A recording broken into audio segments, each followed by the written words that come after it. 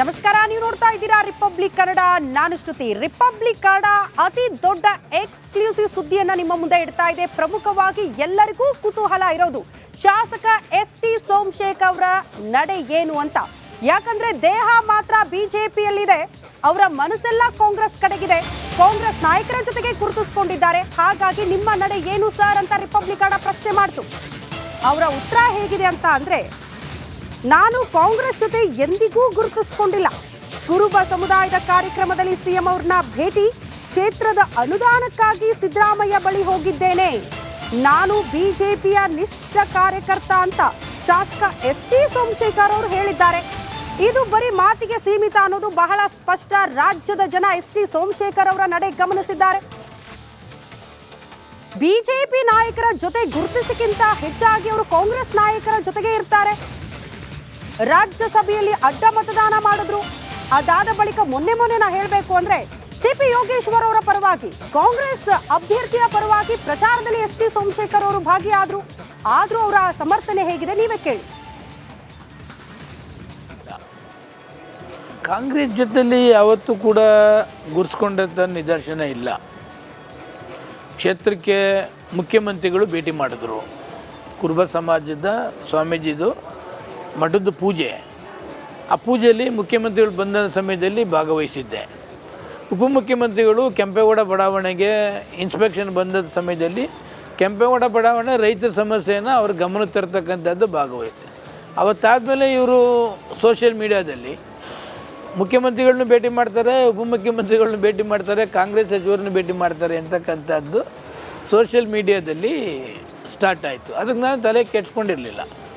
ಅಂದಮೇಲೆ 2-3 ಸಾರಿ ಕ್ಲಾರಿಫಿಕೇಷನ್ ಮಾಡಿದ್ದೆ. ನಾನು ಮುಖ್ಯಮಂತ್ರಿ ಕ್ಷೇತ್ರಕ್ಕೆ ಬಂದಂಥ, ಉಪಮುಖ್ಯಮಂತ್ರಿ ಕ್ಷೇತ್ರಕ್ಕೆ ಬಂದಂತೆ ಭೇಟಿ ಮಾಡ್ತೇನೆ. ಕ್ಷೇತ್ರಕ್ಕೆ ಅನುದಾನ ಇದ್ದಾಗ ನಾನು ಪರ್ಸನಲಾಗಿ ಅವ್ರನ್ನ ಭೇಟಿ ಮಾಡಿದೆ. ಕಾಂಗ್ರೆಸ್ ಜೊತೆಲಿ ಯಾವತ್ತೂ ಕೂಡ ಗುರ್ಸ್ಕೊಂಡಂಥ ನಿದರ್ಶನ ಇಲ್ಲ. ಕ್ಷೇತ್ರಕ್ಕೆ ಮುಖ್ಯಮಂತ್ರಿಗಳು ಭೇಟಿ ಮಾಡಿದ್ರು.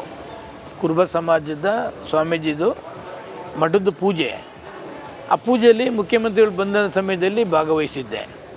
ಉಪಮುಖ್ಯಮಂತ್ರಿಗಳು ಕೆಂಪೇಗೌಡ ಬಡಾವಣೆಗೆ ಇನ್ಸ್ಪೆಕ್ಷನ್ ಬಂದ ಸಮಯದಲ್ಲಿ ಕೆಂಪೇಗೌಡ ಬಡಾವಣೆ ರೈತರ ಸಮಸ್ಯೆಯನ್ನು ಅವ್ರ ಗಮನಕ್ಕೆ ತರ್ತಕ್ಕಂಥದ್ದು ಭಾಗವಹಿಸಿದೆ.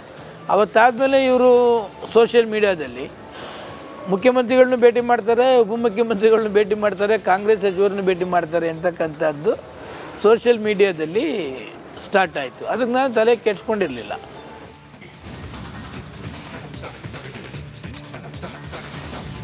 ಕೊಪ್ಪಳದ ಅಂಜನಾದ್ರಿ ಬೆಟ್ಟದಲ್ಲಿ Appu versus Darshan fans war ಮುಂದುವರಿತಾ ಇದೆ. ದರ್ಶನ್ ಫ್ಯಾನ್ ಅವರ ಫೋಟೋ ಹಿಡ್ಕೊಂಡು ಅಂಜನಾದ್ರಿ ಬೆಟ್ಟ ಹತ್ತುತ್ತಾ ಇದ್ರು, ಜೈಕಾರ ಹಾಕ್ತಾ ಇದ್ರು. ಅಪ್ಪು ಫ್ಯಾನ್ಸ್ ಬಿಡ್ತಾರಾ? ಅಪ್ಪುಗೆ ಜೈಕಾರ ಹಾಕಿದ್ರು. ಇದೇ ವಿಚಾರಕ್ಕೆ ಸಂಬಂಧಪಟ್ಟಂತೆ ಫ್ಯಾನ್ಸ್ ಮಧ್ಯೆ ವಾರ್ ಆಗಿದೆ. ಘೋಷಣೆ ಕೂಗುವ ವಿಚಾರಕ್ಕೆ ಸಂಬಂಧಪಟ್ಟಂತೆ ಕೊಪ್ಪಳದ ಅಂಜನಾದ್ರಿ ಬೆಟ್ಟದಲ್ಲಿ ನಡೆದಂತಹ ಘಟನೆ ಇದು. ದರ್ಶನ್ ಫೋಟೋ ಹಿಡ್ಕೊಂಡು ದರ್ಶನ್ ಫ್ಯಾನ್ಸ್ ಜೈಕಾರ ಕೂಗ್ತಾ ಇದ್ರು. ಅಷ್ಟೊತ್ತಿಗೆ ಅಪ್ಪು ಫ್ಯಾನ್ಸ್ ಕೂಡ ಬಂದ್ರು. ಅವ್ರಿಗಿಂತಲೂ ಹೆಚ್ಚಾಗಿ ಘೋಷಣೆ ಕೂಗೋದಕ್ಕೆ ಪ್ರಾರಂಭ ಮಾಡಿದ್ರು. ಪೈಪೋಟಿಗೆ ಬಿದ್ದು ಘೋಷಣೆ ಕೂಗಿದ್ದಾರೆ ಅಭಿಮಾನಿಗಳು. ಅಂಜನಾದ್ರಿ ಬೆಟ್ಟದಲ್ಲಿ ಅಪಾರ ಸಂಖ್ಯೆಯಲ್ಲಿ ಇವತ್ತು ಮಾಲಾಧಾರಿಗಳು ಮಾಲೆ ವಿಸರ್ಜನೆ ಮಾಡೋದಕ್ಕೆ ಬಂದಿದ್ದಾರೆ. ಈ ಸಂದರ್ಭದಲ್ಲಿ ಅಲ್ಲೂ ಕೂಡ ಫ್ಯಾನ್ಸ್ ವಾರ್. ದರ್ಶನ್ ಪರ ಅವರ ಫ್ಯಾನ್ಸ್ ಫೋಟೋ ಹಿಡ್ಕೊಂಡು ಬೆಟ್ಟ ಹತ್ತೋದಕ್ಕೆ ಮುಂದಾಗಿದ್ದಾರೆ.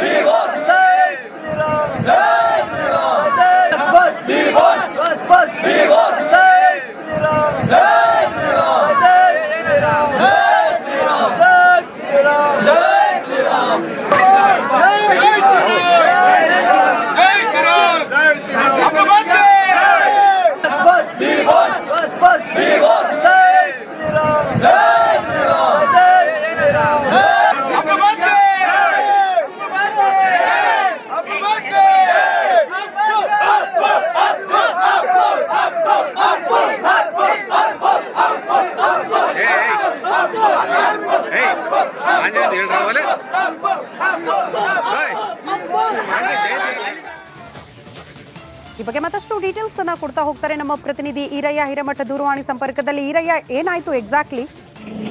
ಬಟ್ ಅಂಜನಾದ್ರಿ ಬೆಟ್ಟದಲ್ಲೂ ಕೂಡ ಫ್ಯಾನ್ಸ್ ವಾರ್ ಬೇಕಿತ್ತ ಅನ್ನೋದು ಪ್ರಶ್ನೆ ಈ ದೃಶ್ಯ ನೋಡಿದ್ರೆ. ನಿಜಕ್ಕೂ ಸ್ಮೃತಿ, ಏನು ಇವತ್ತು ಕೊಪ್ಪಳದ ಅಂಜನಾದ್ರಿ ಬೆಟ್ಟದಲ್ಲಿ ಏನು ಹನುಮಮಾಲ ವಿಸರ್ಜನೆ ಸಂದರ್ಭದಲ್ಲಿ ಬರ್ತಕ್ಕಂಥ ಹನುಮಮಾಲಾಧಾರಿಗಳಿದ್ದಾರೆ. ಇಲ್ಲೂ ಕೂಡ ದೇವರ ಜಪದ ಜೊತೆಗೆ ಯಾಕಂದ್ರೆ ಒಂದು ರೀತಿ ಈ ಅಭಿಮಾನಿಗಳು ಸ್ಟಾರ್ ವಾರನ್ನ ಶುರು ಮಾಡಿದ್ದಾರೆ ಅಂತ ಹೇಳ್ಬೋದು. ಯಾಕಂದ್ರೆ ಇಲ್ಲಿ ಬಂದಂತಹ ಏನು ದರ್ಶನ್ ಅಭಿಮಾನಿಗಳು ದರ್ಶನ್ ಫೋಟೋವನ್ನ ಹಿಡಿದು ಬೆಟ್ಟವನ್ನ ಏರಿದ್ರು. ಅದೇ ಸಂದರ್ಭದಲ್ಲಿ ಅವರು ಡಿ ಬಾಸ್ ಅನ್ನುವಂತ ಒಂದು ಘೋಷಣೆಯನ್ನ ಕೂಗ್ತಾ ಇದ್ರು. ಆದ್ರೆ ಅವರ ಎದುರಿಗೆ ಇದ್ದಂತಹ ಕೆಲವಷ್ಟು ಅಪ್ಪು ಅಭಿಮಾನಿಗಳು ಕೂಡ ಅಪ್ಪು ಬಾಸ್ ಅಂತೇಳಿ ಒಂದು ಘೋಷಣೆಯನ್ನ ಕೂಗಿದ್ದಾರೆ. ಈ ಒಂದು ದೇವರ ಏನು ಅಂಜನಾದ್ರಿ ಬೆಟ್ಟದ ಮೇಲೆ ದೇವರ ಜಪದ ಜೊತೆಗೆ ತಮ್ಮ ಏನು ಸ್ಟಾರ್ ನಟರ ಅಭಿಮಾನವನ್ನು ಕೂಡ ಮೆರೆಯುವಂತ ಘಟನೆ ನಡೆದಿದೆ ಶ್ರುತಿ ಇಲ್ಲಿ. ಓಕೆ ಈರಯ್ಯ, ಧನ್ಯವಾದಗಳು ತಮ್ಮೆಲ್ಲ ಮಾಹಿತಿಗೆ. ಒಟ್ನಲ್ಲಿ ನಮಗೆಲ್ಲ ಗೊತ್ತು, ಪುನೀತ್ ರಾಜ್ಕುಮಾರ್ ಬದುಕಿದ್ದಾಗ ಈ ರೀತಿ ಫ್ಯಾನ್ಸ್ ವಾರ್ ಎಲ್ಲ ಆಗ್ತಾ ಇದ್ದಾಗ ಅವರೇ ಸೈಲೆಂಟ್ ಮಾಡ್ಬಿಡೋರು ಫ್ಯಾನ್ಸ್ನ. ಬಟ್ ಈಗ ನೋಡಿ, ದರ್ಶನ್ ಮತ್ತು ಅಪ್ಪು ಫ್ಯಾನ್ಸ್ ಯಾವ ರೀತಿ ವಾರ್ ಮಾಡ್ಕೊಂಡಿದ್ದಾರೆ ಘೋಷಣೆ ಕೂಗೋ ವಿಚಾರದಲ್ಲಿ.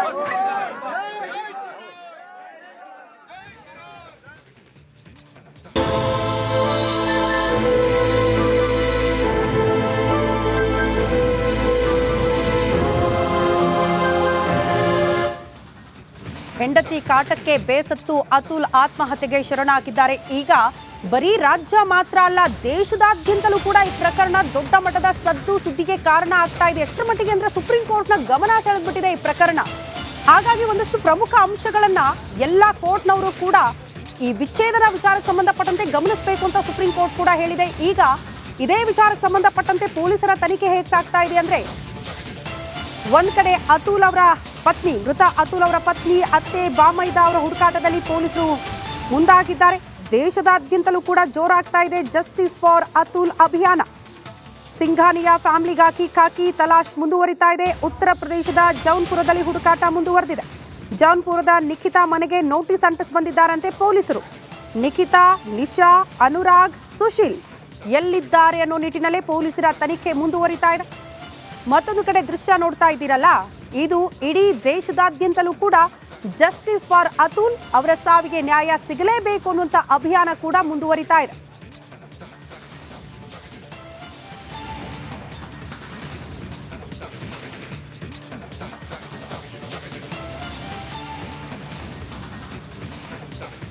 ಅತುಲ್ ಆತ್ಮಹತ್ಯೆ ಕೇಸ್ಗೆ ಸಂಬಂಧಪಟ್ಟಂತೆ ಡೆತ್ ನೋಟ್ನಲ್ಲಿ ಉಲ್ಲೇಖ ಆಗಿರುವಂತಹ ಅಂಶಗಳಿಗೆ ಸಂಬಂಧಪಟ್ಟಂತೆ ಎಷ್ಟರ ಮಟ್ಟಿಗೆ ಹಿಂಸೆ ಕೊಟ್ಟಿದ್ದಾರೆ ಪತ್ನಿ ಮತ್ತು ಪತ್ನಿಯ ಕುಟುಂಬಸ್ಥರು ಅನ್ನೋದನ್ನ ಸವಿವರವಾಗಿ ಡೆತ್ ನೋಟ್ನಲ್ಲಿ ಅತುಲ್ ಅದನ್ನ ಪ್ರಸ್ತಾಪ ಮಾಡಿದ್ದಾರೆ. ಜೊತೆಗೆ ಅದರ ವಿಚಾರಕ್ಕೆ ಸಂಬಂಧಪಟ್ಟಂತೆ ಕೂಡ ಅವರು ಒಂದಷ್ಟು ಬೇಡಿಕೆಗಳನ್ನ ಮುಂದಿಟ್ಟಿದ್ದಾರೆ.